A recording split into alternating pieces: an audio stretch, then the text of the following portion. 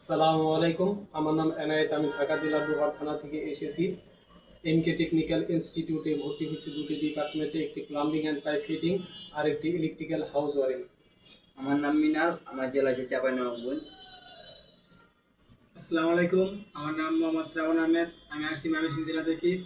এমকে technical ইনস্টিটিউটে দুটি ডিপার্টমেন্টে ভর্তি হয়েছি, plumbing and pipe fitting, electronic and house wiring.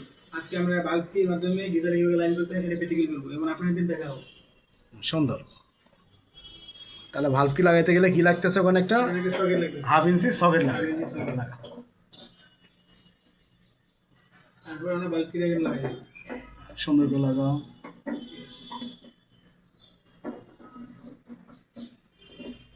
তারপর ওর সঙ্গে কি লেদ পাইপ বা লেগ পাইপ লাগাইতে লাগাও।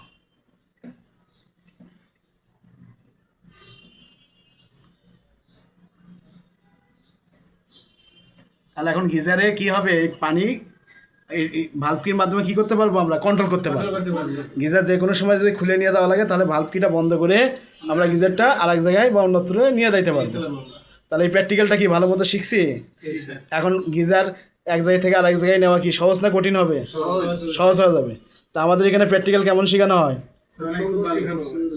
বাইরে কাজ করতে পারবো তো? ইনশাআল্লাহ।